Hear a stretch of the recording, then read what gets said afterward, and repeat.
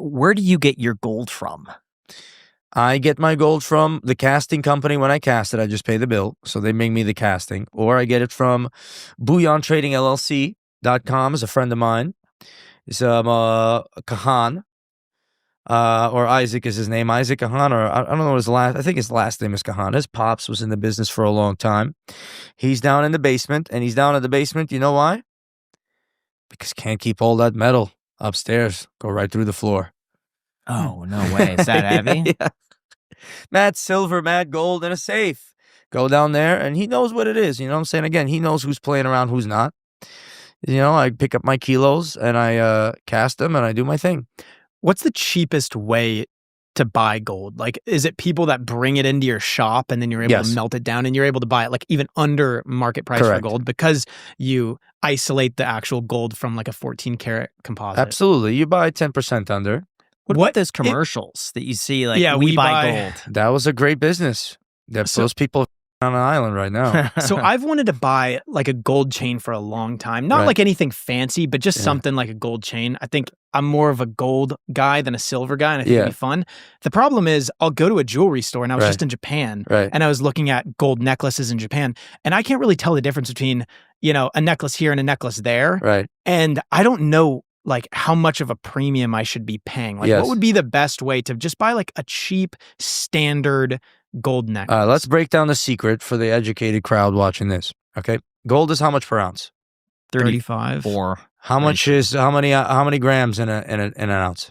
30 something. 31. Yeah. Okay, so let's divide. So let's make it easy. Let's pretend gold is 3,100, and the gold and 31 grams per in an ounce. It's $100 per gram. Now 14-karat gold is diluted to what? 60? 58%. Okay. So what's 58 out of 100? It's $58. Right. So that's the cost of the metal. $58 per gram. Okay? So if you put it on a scale, and if they're charging you 75, you say, can I get this labor? The guy's got to make money. Okay? So if it weighs a certain amount, and he's charging you 75 per gram, you say, listen, I want to pay 73. I want to pay 70. He would say, I'll go, what's the, 50, I'll give you $68 a gram and this and that. Or you guys might say, I don't sell per gram, but you'll know the value of it because per ounce, per gram, then dilute it to the carat, which is 14K was most likely be the case. That will leave you to a certain gram price. And then there's the factory that made it has to charge a labor to the guy to the vendor, and the vendor has to make a markup, pay the rent, pay the employees, and buy wifey and whatever a gift that she might want. So he needs money, and if it's a light chain, it might be $150 a gram. If it's a heavy chain, it might be $59 a gram, and that's it. You put it on a scale and you do the math. How do you tell if it's real? Like, let's just say it's tungsten that's coated in gold. Right. Like, how often does that come around? Not often, man. No? I mean, that's some bum. You know what I'm saying? If someone plays with you on that, it's jewelry business reputation. You know what I'm saying? Like, that's why I do all the that I do. I have to raise these kids that are watching my videos on a reputation that when they think, right? When you think electronic toy, you might think Mark Rober or something like that, or you think chocolate. Who do you think of? Beast. You got to think gold. Got to come up. That's my job. I got to raise these kids to reputation so they don't have to worry about tungsten when they come into my shop. Because why go to a shop over there when you're going to have to worry about tungsten over here? You give away a lot of gold on your channel. Yeah, I give away. I'm going to give away more. How do the taxes work with something like that? Psst, don't ask me. You don't hand out 1099s afterwards? Yeah. No, I don't. Like, give them the gold, man. I mean, listen, you want to arrest me in Guantanamo Bay because I gave somebody a gold bar? Go ahead. At this point, you don't think the IRS is going to see write-offs though, and it's going to say, okay, who received this? Right. And you say, well, I don't have I don't even write, maybe I write it off or it's a marketing expense or something like that. You know what I'm saying? Listen, it is what it is, man. Yo, this country's got trillions of dollars leaking out of its. Once you handle that, come after me in the gold bar I gave on 42nd Street. What's the most expensive thing you've given away? The most expensive thing I've given away, it's just the individual ounces would probably be the most ones that I remember. Or like a gold chain I might have gave away. I still got to do a Rolex giveaway. The thing is, that's a game, and I want to make my business about something and do the give back and be a human being. You know, going back to the original point, money, money, money. I've got more, I've got more, I've got more. That's not why we're here on planet Earth. That's not why we're living our lives. That's how we're being tested for who we really are. You know, is it you were going to take those 30 pieces of silver and say, and betray somebody with a kiss or not? You know what I'm saying? Does a strong gold market help your business?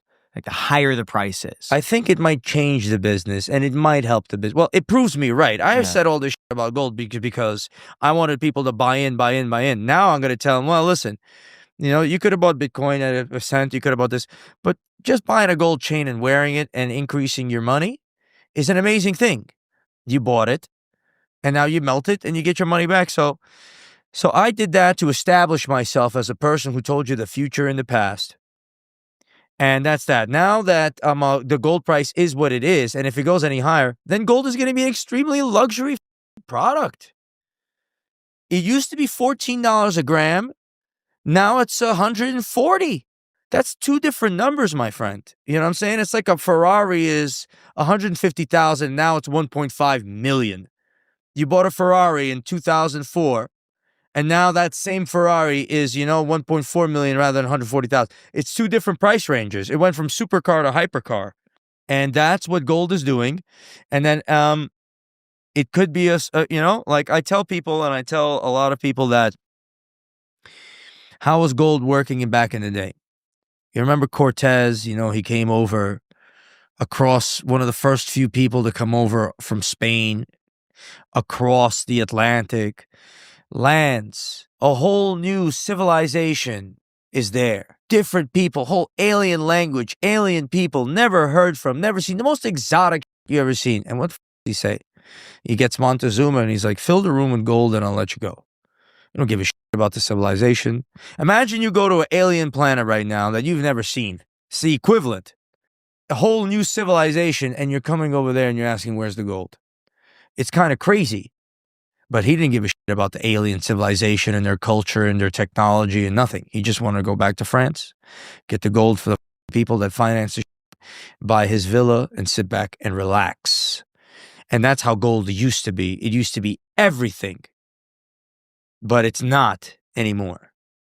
And will it be again is the only question that we have to answer in our lives. You know what I'm saying? As far as gold is concerned. If it's going to be a decoration and it's going to go up in price and I'll sell you some more of it, that's great.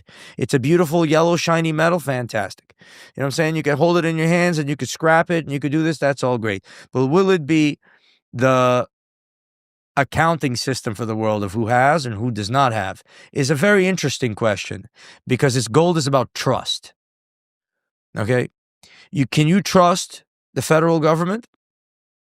Can't. No, they're in charge of the money. Now, really quick here, real talk, short-form content has been one of the biggest drivers of growth for the Iced Coffee Hour. We'll take our best moments and then clip them up for platforms like TikTok, Instagram, YouTube, and more. But let's be honest, it takes a lot of time to do it correctly. That's why tools like our sponsor, Opus Clip, are a game changer. Opus Clip isn't just a clipping tool anymore, though. It's a full AI-powered video editor built for creators. It can automatically pull in your long-form YouTube videos, find the best moments, add captions, B-roll, and even schedule clips to post while you're away. It's like having a full-blown editing team, but powered by AI. Top creators like Jubilee and Darman are already using it. In fact, we already use it on the Iced Coffee Hour. If you see this clip that Togi's reacting to right now, it was made by Opus Clip. So sign up today. All you have to do is go to opus.pro/icedcoffeehour to get started. Again, that is opus.pro/icedcoffeehour, or click the link down below in the description. Seriously, guys, I could not recommend it more. Thank you so much to Opus Clip for sponsoring this episode.